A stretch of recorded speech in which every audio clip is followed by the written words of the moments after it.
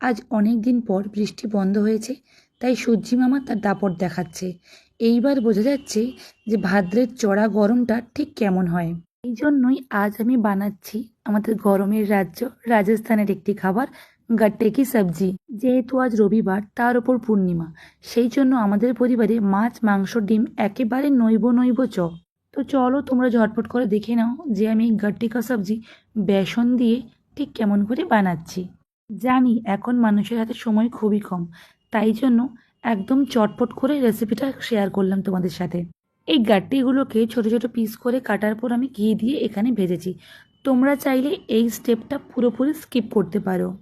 রান্নার শুরুতে আমি একটা স্পেশাল মশলা বানিয়ে নিয়েছিলাম।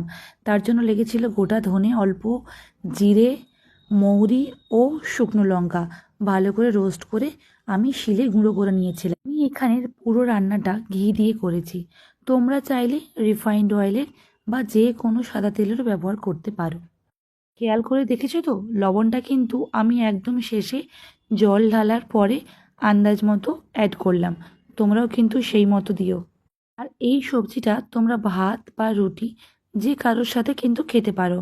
আর আমি এখানে নিয়ে নিয়েছি শুশনি শাক, মসুর ডালের বড়া আর এক বাটি গাট্টে কা সবজি। চলো আজকের মতো টাটা।